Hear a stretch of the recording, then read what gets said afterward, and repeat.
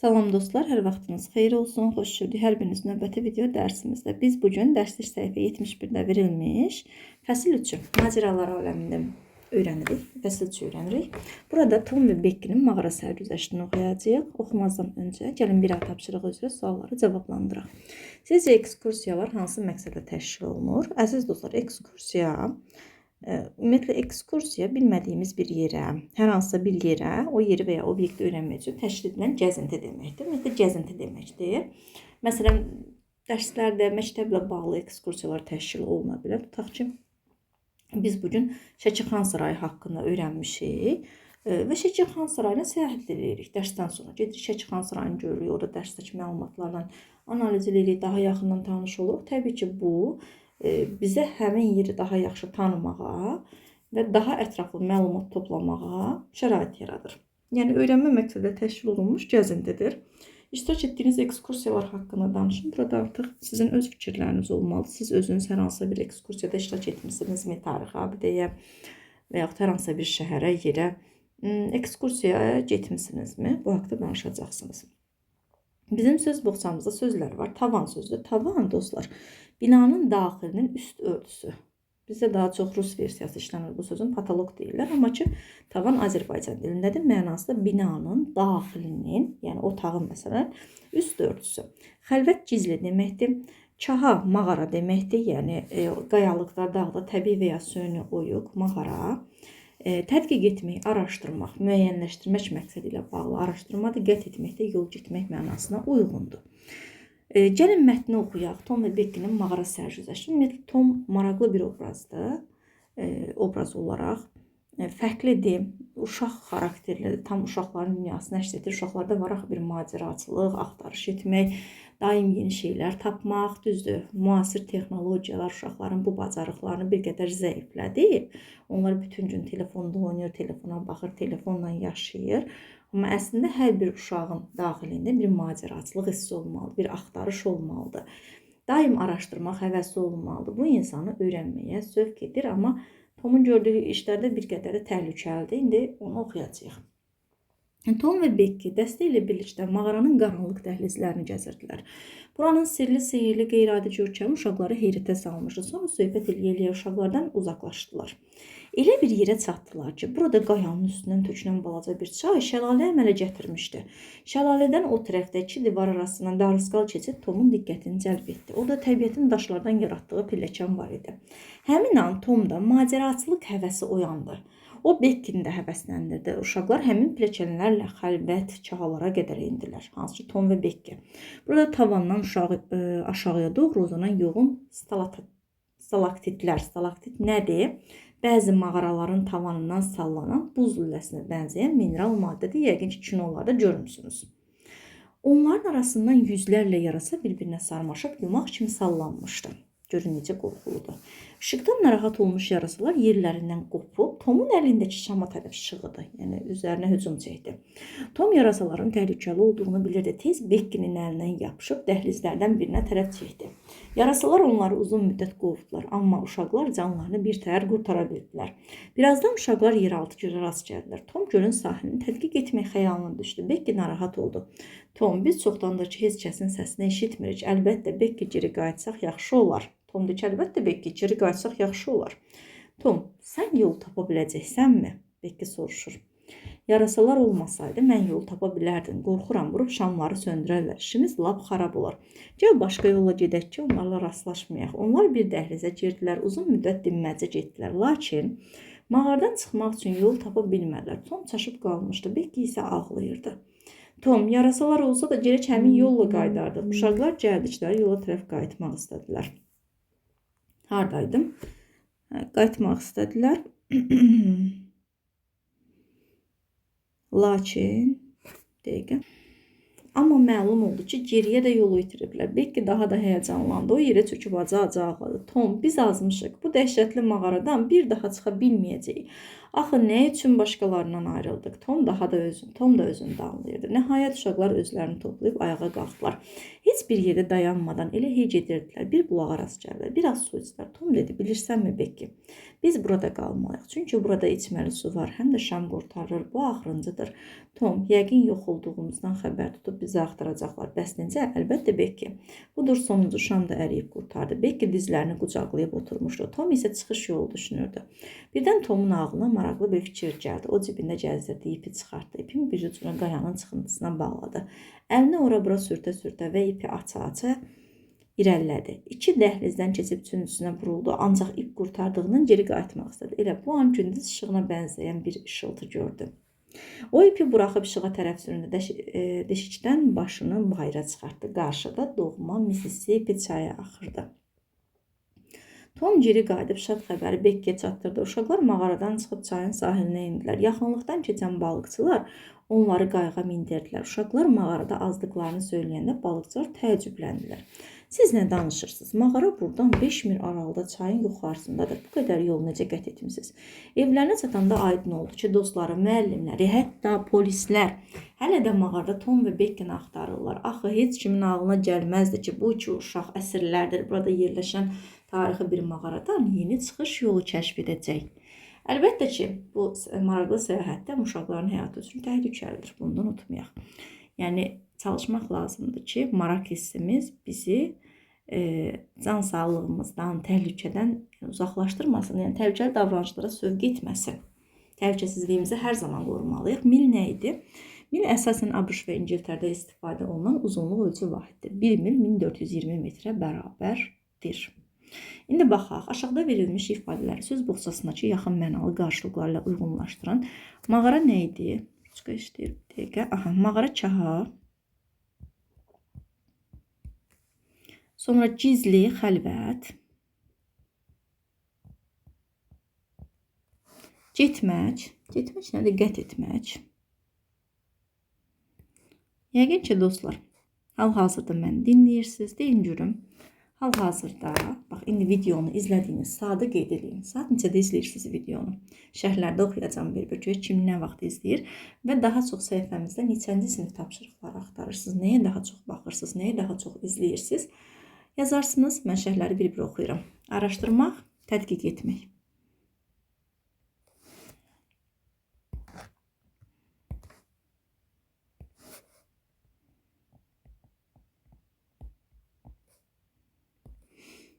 Tədqiq etmək. Davam edək. Mətnlə bağlı suallara cavab verin. Dostlar, əsərdə hansı obrazlar vardı? Əsərdə əsas obrazlar Bekki və Tom idi. Bundan başqa balıqçılar, müəllimləri, polisləri orada onları axtarardılar. Sonda baxın, onlar da bir obraz idi nağılda. Əsas obraz isə Tom və Bekki idi. Uşaqlar hansı təhlükələrlə qarşılaşdılar? Uşaqlar rastlaşdılar. Uşaqlar bilmədikləri bir mağaraya düşdülər. Orada yarasalarla qarşılaşdılar. Şamları bitdi, qaranlıqda qaldılar, azdılar yollarını. Sonra, yəni yollarını itirmişdilər. Böyük bir təhlükədən qarşılaşdılar. Yarasalar onlara hücum etdi və sonunda yenidən evlərinə qayıda bildilər. Uşaqlar necə xilas oldular? Təbii ki, uşaqların xilas olmasında Tomun əməyi böyük idi. Burada Bekki bir qədər tez ümidsizliyə düşən obrazdır. Amma Tom cəsarətlidir, daima çıxış yolu tapmağa meyillidir. Düzdür, həm maraqlıdır, marağı daima onu yeni şeylər axtarmağa sövq edir. Amma bir qədər də macəraçı olduğu qədər də necə obrazdır, axtarışı sevir və cəsarətlidir. O yenidən, yəni ümidsizliyə tez düşmür. Görürsünüz, o orada çıxış yolu axtarır. Uşaqlar çıxış yolu necə tapdılar? Tom tapdı orada, ipi belinə bağladı, qayanın bir hissəsinə bağladı və çıxış yolu axtardı dəhlizlərdə. C tapşırığına baxırıq. Haşiyədə mil haqqında verilmiş məlumatlardan istifadə etmişdir. Tom və Bekkinin mağarada getdikləri yolu metrlə ifadə edin. Dostlar, burada qeyd olunurdu ki, baxın, mil haqqında məlumat var idi. Bir də 1-5 mil yol getdikləri qeyd olunurdu. Əgər 1 mil 1420-dirsə, bəs 5 mil nəyə bərabərdir? Bunu tapmaq üçün 1420-ni vurarıq 5-ə. 5 dəfə 0-ın 0, 5 dəfə 2-nin 10, 0, 1 yadda 20, 21, 2 yadda, bir dəfə 5-in 5, 2 də yadda 700, 7100 metr. 7100 metr bərabərdir. Davam edək. Tom və Bekkinin mağara sərgüzəşti mətnindəki hadisələrin ardıcıllığını müəyyən edin. Dostlar, ilk öncə bir siz orada nə baş verdi? Tom mağaranın daha bir qapısını kəşf elədi. Yəni bilmədiyi bir yerə düşdü. İlk öncə çi oldu. Sonra nə baş verdi dostlar? Sonra mağaranın dərinliklərinə qrup üzvlərindən ayrı düşdülər təbii ki. Mağaranın dərinliklərinə getdilər. Sonra gəlin bir daha oxuyaq. Deməli, Tom mağaranın daha bir qapısını kəşf etdi. Sonra Tom və Beckinin mağaranın dərinliklərinə gedib çıxdılar. Sonra uşaqlar geri qayıtmaq üçün yol tapa bilmədilər. Tom və Becky qrup üzvlərindən ayrı düşdülər. Yəni bunu orada başa düşürlər artıq. Yol tapa bilməyəndə ki, onlar çoxdan uşaqlardan ayrı düşüblər. Və sonunda çayın kənarında Tom və Becky balıqçılarla rastlaşdılar.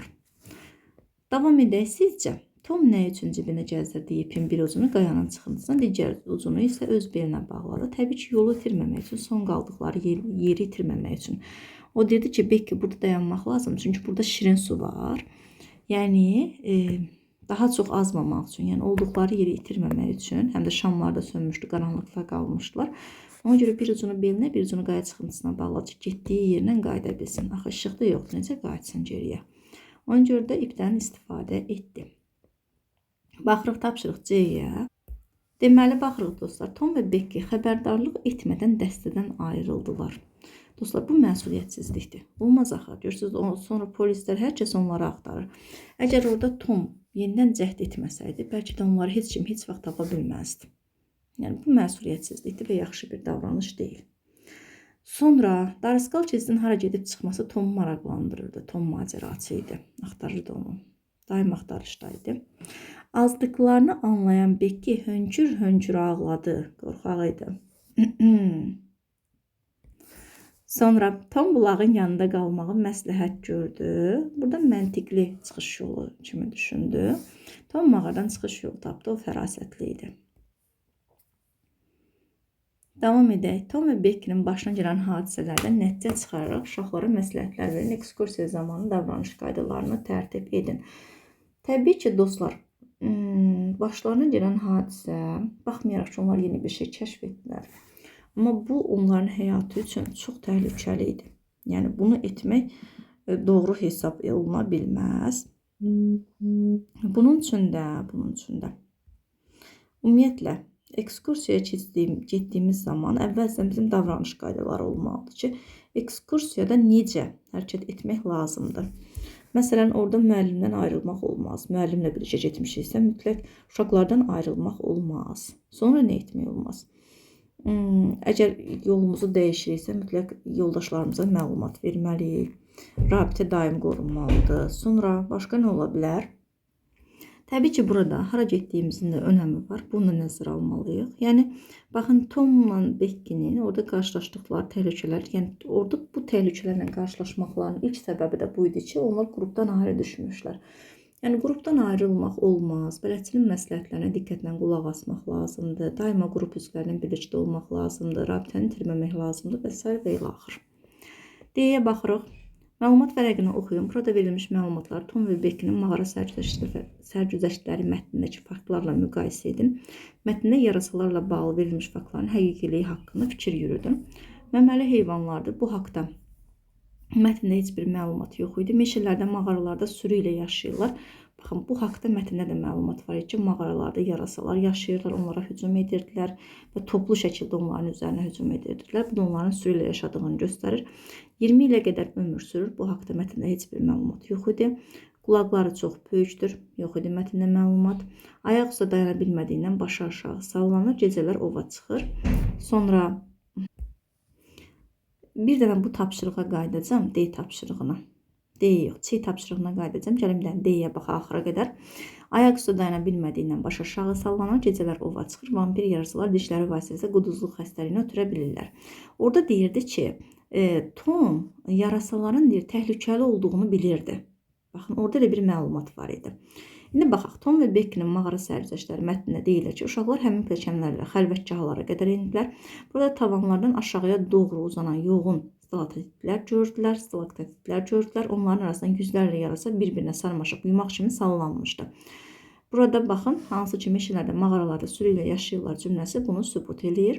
Sonra mətndə qeyd edilir ki, yarasalar mağaranın tavanından sallanmışdı. Bəli.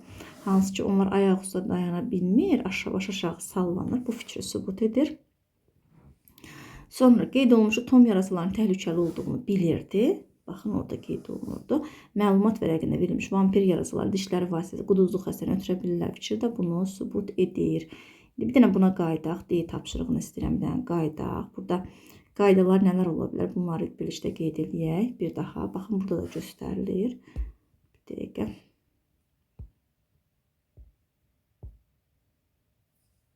Baxaq. Qrupla birlikdə hərəkət edin. Biz bayaqda qeyd etdik bunu. Tapşırıq C-də Tom və Beckinin başına gələn hadisələrdən nəticə çıxararaq uşaqlara məsləhətlər verin. Ekskursiya zamanı şagirdlərin davranış qaydalarını tərtib edin. Qrupla birlikdə hərəkət edin. Qrup rəhbərinə xəbərdarlıq etmədən qrupdan ayrılmayın. Bayaqda qeyd etdik. Qrupdan ayrılmayın. Özünüzün və qrup yoldaşlarınızın təhlükəsizliyini nəzərə alın. Hansı ki burada uşaqlar Tom nə özünün, nə də qrup yoldaşının təhlükəsizliyini nəzərə almadı. Marağına, belə deyək, necə deyərlər, marağına təslim oldu. Marağı onu başqa yerlərə yönəltdi və bu da dostluq üçün, qrup yoldaşı üçün təhlükəli oldu. Sizi maraqlandıran əşyalar, yerlər və s. haqqında bələdçidən soruşun. Bəli. İcazəsiz heç bir eksponata toxunmayın. Bu da sizin yaradacağınız davranış qaydalarını göstərilə bilər. Bu siyahını daha da artıra bilərsiniz. Deməli, bədii mətnin təsvir vasitələrini danışaq. Baxaq. 3A tapşırığına baxırıq. Tom və Beckinin mağara sərgisi mətnində mağaranın təsviri ilə bağlı 5 açar söz deyin. Orada nə var idi? Mağaranın təsviri ilə bağlı. Gəlin gedək görək mətndə nə var idi? Mağaranın qaranlıq dəhlizlərini gəzirdilər. Deməli, baxın, qaranlıq sözü mağaranı təsvir edə bilər. Sonra qorxulu. Hansı ki, orada uşaqlar qorxmuşdular, yarasalar var idi. Sonra bizim üçün açar söz ola bilər. Qeyri-adi, geniş, böyük, qorxulu, vahimə, darısqal keçidlər var idi, deyirdi.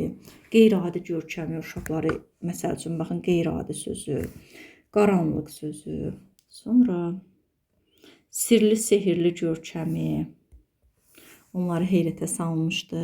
Düşən balaca bir şəlalədən təbii ki, var. Darısqal keçid. Təbiət pilləkən vardı. Həmin Tomda macəraçılığı qeyri-adi. Pilləkənlərlə xəlvət kahalara, xəlvətcən gizli kahalara endilər pilləkənlərlə. Baxın, bu da ola bilər. Tavandan stalaktiklər gördülər, yüzlərlə sırmaşıb. Baxın, bunların hər biri, buradan sonraki hər bir mağara haqqında bizə açar sözlər ola bilər. Qeyri-adi, qeyri-adi görünüşlü, böyük, geniş. Orada olan stalaktitlər. Sonra başqa nə var idi? Təhlükəli. Yeraltı göl. Yəni buradan bu sözlərdən istifadə edə bilərik. Başqa nə istəyirdi bizdən? Bana baxaq. Hə. 5 açar söz dedik mağaranı təsvir etmək üçün. Darısqal, qorxulu, təhlükəli, böyük, geniş. Darısqal keçidlər, böyük, geniş. Sonra nə edirdik? Qeyri-adi, qaranlıq dəhlizlər və s. Deməli, bədii mətnlərdə təsvir nədir? Bu haqda danışaq. Mətnlərdə çox zaman hadisələrin baş verdiyi məkana ətraflı təsvir olunur. Təsvirlər hadisəni daha aydın təsəvvür etməyə imkan yaradır. Mən hər zaman bunu uşaqlara necə izah edirəm? Gözlərinizi yumun, mənim təsvir etdiklərimi dinləyin. Bax, o zaman siz başa düşəcəksiniz ki, bədii təsvir nədir? Baxın, indi gözlərinizi yumursunuz və mən sizə həmin mağaranı təsvir edirəm. Baxın, indi dinləyirsiniz. Baxın, indi bir göz yumun dinləyin. Mağaranın qaranlıq dəhlizlərini gəzirdilər. Bu qaranlıq dəhlizi, dəhliz koridor deməkdir da. O mağaranın içində olan qaranlıq dəhlizləri təsəvvür edin. Mağaranın sirli, sehirli, qeyri-adi görünüşü uşaqları heyrətə salmışdı. Baxın, təsəvvür edə bilirsiniz, sirli, sehirli. Sonra bax, bu hissəsi deməli, indi təsvir edilir. Bax, dinləyin. Elə bir yerə çatdılar ki, burada qayanın üstündən tökülən balaca bir çay şəlalə əmələ gətirmişdi. Onu təsvir edin beyninizdə, gözlərinizin qabağında onun şəklini canlandırın. Şəlalədən o tərəfdə iki divar arasında darısqal keçid Tomun diqqətini cəlb etdi. şəlalədən o tərəfdə 2 divar arasında olan darısqal keçid Tomun diqqətini cəlb etdi. Burada təbiətin daşlardan yaratdığı pilləkən var idi. Təsəvvür edə bilirsiniz, təbiətin daşlardan yaratdığı, özünün yaratdığı bir pilləkən. Sonra bax bunu təsəvvür edin, indi beyninizi, gözünüzün qabağına gətirin. Deməli, tavandan aşağıya doğru uzanan yüzlərlə yoğun stalaktiklər hansı şəkildə göstərilmişdi və onların arasında yüzlərlə yarasa bir-birinə sarmaşıq yumaq kimi sallanırdı. Təsəvvür edə bilirsiniz. Sonra görək başqa nə var idi burada? Daha diqqət çəkən hissələr.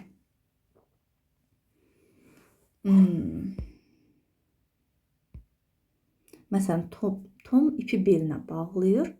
Parlaq bir cibində gəzirik, ipi çıxartdı. İpin bir ucunu qayanın çıxıntısına bağladı. Əlini ora-bura sürtə-sürtə və ipi aça-aça irəlilədi. 2 dəhlizdən keçib üçüncüsünə vuruldu. Ancaq ip qurtardığından geri qayıtmaq istədi. Baxın, bu hissəni də təsəvvür edə bilərsiniz. Və yaxud da, baxın, bədii təsvir mətnlərdə, bədii mətnlərdə təsvir necə olur? Məsələn, təsviri mətndə əvvəlcə təsviri mətnlərdə dostlar, yəni biz bu təsviri mətnlər deyirik. Burada təsviri mətndə əvvəlcə məkan haqqında ümumi məlumat verilir. Məsələn, ailə gecədə dəniz. Daha sonra məkanın yadda qalan detalları göstərilir.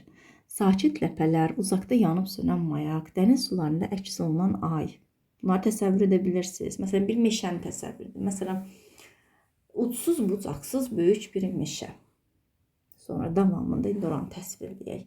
Hündür ağaclar, ağacların arasından süzülüb gələn günəşin işıqları, yarpaqların xışıltısında, məsəl üçün, payızı təsvir edək. Yerə yarpaqlar tökülüb, o yarpaqların xışıltısında gəzən insanlar təsəvvür edə bilirik. Yəni, dostlar, uzun sözün qısası. Bədii mətnlərdə təsvir nədir? Mətnlərdə çox zaman hadisələrin baş verdiyi məkan ətraflı təsvir olunur. Təsvirlər hadisəni daha aydın təsəvvür etməyə imkan yaradır. Təsviri mətndə əvvəlcə məkan haqqında ümumi məlumat verilir. Daha sonra məkanın yadda qalan detalları göstərilir. İndi baxaq. Burada baxaq 75-ə də. Deməli, qeyd olunur ki, verilmiş sözlərdən istifadə edərək şəkilləri təsvir edin. Kim təsvir edəcək bunu? Burada nümunələr var, mən oxuyacağım, amma çox istəyərəm ki, siz özünüz bu şəkillərə uyğun mətn qurasınız. Baxın, istifadə üçün sözlər yamyaşıl, ürkək, rəng-bərəng, alabəzək, xalı kimi.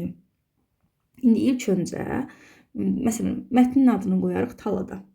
İsti yay günlərindən biri idi. Mən nənəmlə yaxınlıqdakı meşəyə getmişdim.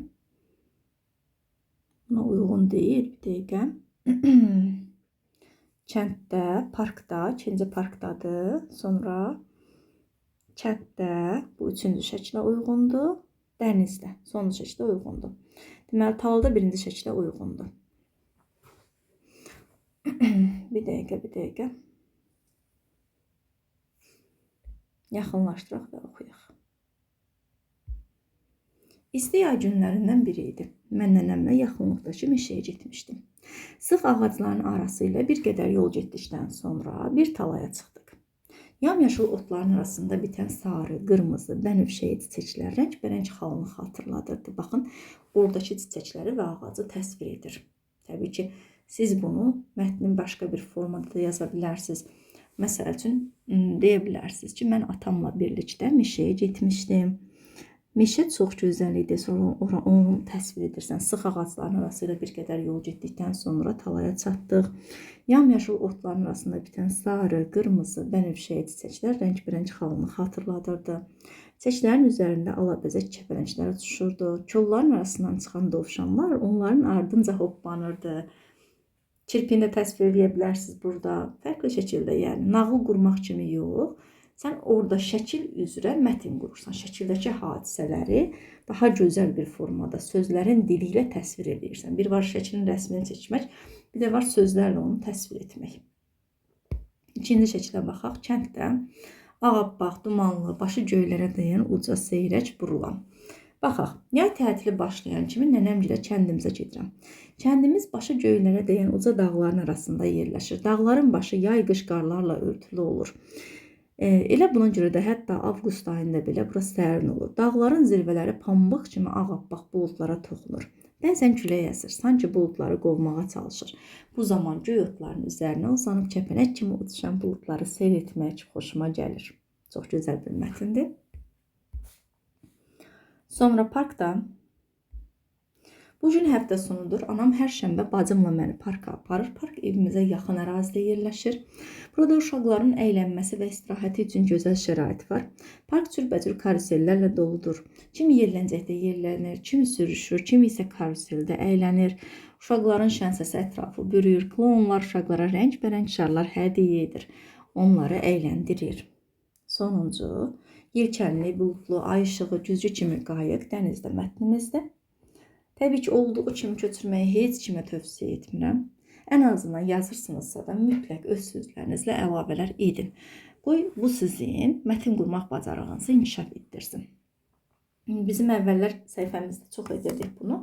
Şəkillər paylaşırdıq və maraqlı, həvəsli, oxuyan, çalışqan şagirdlərimiz həmin şəkillərə uyğun mətnlər qurub yazırdılar rəylərdə.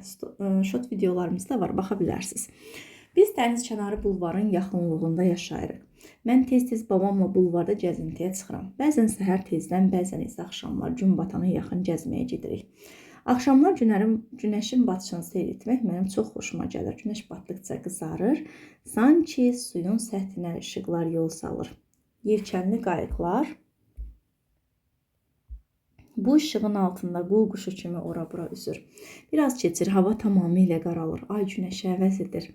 Ay işığı dəniz sularına gümüşü rəngə boyuyur. Çox maraqlı bir mətn idi. Davam edək. Növbəti C tapşırığımızdan. Biraz bu hissəni balacaladaq. Meşənin görünüşü haqqında bənzətmələri müəyyənləşdirin. Azərlə babası meşəyə yollandılar. Kənardan meşə yalın budaqlı ağacları ilə çox solğun görünürdü. Baxın, burada yalın budaqlı ağaclar, solğun görünmək meşənin. Xəzəl əlvan xalça kimi yeri bəzəyirdi. Əlvan xalça. Yeridikcə qurumuş yarpaqların xışıltısı ətrafa yayılırdı. İrəli getdikcə qarşıda qəribə mənzərə açılırdı. Bəzi ağaclar yarpaqlarını tökməmişdi. Açıq sarı rəngə boyanmış palıd ağacları budaqlarını geniş açıb dayanmışdı. Qoca pəhləvan kimi əzəmətli duruşları diqqəti cəlb edirdi. Ağcaqayınların yarpaqları isə nar kimi qızarmışdı. Nar kimi qızarmağı.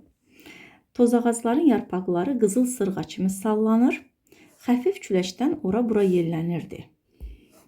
Burada əlavə olaraq baxın, açıq sarı rəngə boyanmış palıd ağacları. Məncə bunlar kifayətdir. Bəli. Davam edək növbəti tapşırıqla. Elə təsəvvür edin ki, Tom və Becky mağarada yox, qaranlıq meşədə azıblar. Həmin meşəni elə təsvir edin ki, oxucuda həyəcan yaradasınız. Qaranlıq meşədə Baxın, bu Azərlə babasının getdiyi meşəni bir də qaranlıqda təsvir edin. Məsələn, Tom və Becky dostları ilə birlikdə meşəyə getmişdilər. Tom birdən nəyi gördü görəsən? Necə ola bilər dostlar? Tom və Becky qaranlıq meşənin dərinliklərinə doğru irəlilədikcə ətrafdakı səssizlik daha da ağırlaşırdı. Sanki ağacların sıx budaqları göy üzünü udmuş, gün işığını tamamilə məhv etmişdi. Yalnız ayaqlarının altında qırılan quru budaqların xışıltısı bu sükutu pozurdu. Təsəvvürlü, bax bir daha deyirəm. Tom və Becky qaranlıq meşənin dərinliklərinə doğru irəlilədikcə ətrafdakı səssizlik daha da ağırlaşırdı. Sanki ağacların sıx budaqları göy üzünü udmuş, gün işığını tamamilə məhv etmişdi. Təbii ki, orada gün işığı yoxdur. İndi məsələn qaranlıqdır, düzdürmü? Ona görə də sanki heç işıq yoxdur da, tamamilə qaranlıqdır. Elə təsəvvürlü edirik. Yalnız ayaqlarının altında qırılan quru budaqların xışıltısı bu sükutu pozurdu. Meşənin içi soyuq və nəm idi. Torpaqdan qalxan duman onların addımlarını gizlədirmiş kimi görünürdü. Uzaqdan quşların qanad çırpıntısı və bəzən də bilinməyən bir heyvanın inilti səsi eşidilirdi. Tom narahat gözlərlə ətrafa boylanır, Becky isə qorxusunu gizlətməyə çalışsa da titrək addımlarla hər şeyi açıq şəkildə göstərirdi. İndi onlar, bax, hansı ki, bu nağılda olduğu kimi yeni yol tapa bilərlər. Və yaxud nağıla uyğun davamını gətirə bilərsiniz. Mən təsvir hissələrini qeyd edəcəm. Davamını siz yazacaqsınız. İrəlidə heç bir yol, iz yox idi. Hündür palıd ağacları meşəni bir labirintə çevrilmişdi. Küləyin hər əsintisi ilə yarpaqlar elə xışıldayırdı ki, sanki kimsə kölgələrin arasından onları izləyirdi. Tom Bekkinin əlini möhkəm sıxdı və sakit səslə dedi: "Narahat olma, biz çıxış yolu tapacağıq." Davamını kim yazacaq? Siz. Belə. Dostlar, ümid edirəm ki, video sizin üçün maraqlı oldu. Sizdən bir istəyim var. Necə bir istək? Ümid edirəm ki, videonu bura qədər izləmisiniz və məni dinləyirsiniz. Sizdən bir istəyim var. Videoya hər baxan videonu bəyənsin. Çünki videolarımıza kifayət qədər baxış sayı gəlir. 20 min, 19 min, hətta 100 min baxılan videolarımız var. Amma bəyənmə sayı çox aşağıdır. Sizdən bircə istəyim var ki, bu video üçün kim bu videonu izləsə, videonun sonunda bəyənsin. Görək bəyənmə sayı nə qədər olacaq və bəyənən də altda yazsın ki, mən videonuzu bəyəndim. Şərhlərə baxacam, bir də baxacam ki, görüm nə qədər bəyənmə gəlir. Başladıq.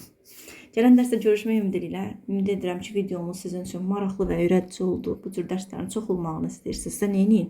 Bizi izləyin, kanalımıza abunə olun, videolarımızı bəyənin, dostlarınızla paylaşın. Bu videonu isə xüsusilə bəyənin və şərh yazın. Hələlik görüşmək ümidi ilə.